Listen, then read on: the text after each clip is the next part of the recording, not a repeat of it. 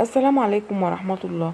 تحري ليلة القدر الأحد 21 رمضان من عام 1445، وهكذا كانت بداية الشروق الساعة 5:42.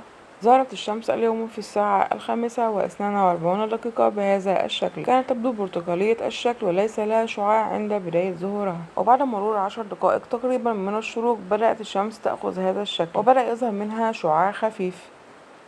ثم بعد ذلك بدأ هذا الشعاع يشتد نوره أكثر فأكثر، وهنا كانت الشمس تبدو ذو شعاع قوي أكثر من المعتاد، إلى أن وصل بعد حوالي 15 دقيقة من الشروق إلى هذا الشكل. المعروف بأن الشمس بعد شروقها في ليلة القدر بحوالي 30 دقيقة تكون بيضاء وليس لها شعاع. بالتالي فعلى الأرجح بالأمس لم تكن ليلة القدر، فاللهم بلغنا ليلة القدر أجمعين. متابعينا، خلص الفيديو، أرجو إن هو يكون نال إعجابكم. شكرا لكم على المتابعة، وإلى اللقاء في فيديو آخر جديد إن شاء الله. السلام عليكم ورحمة الله وبركاته.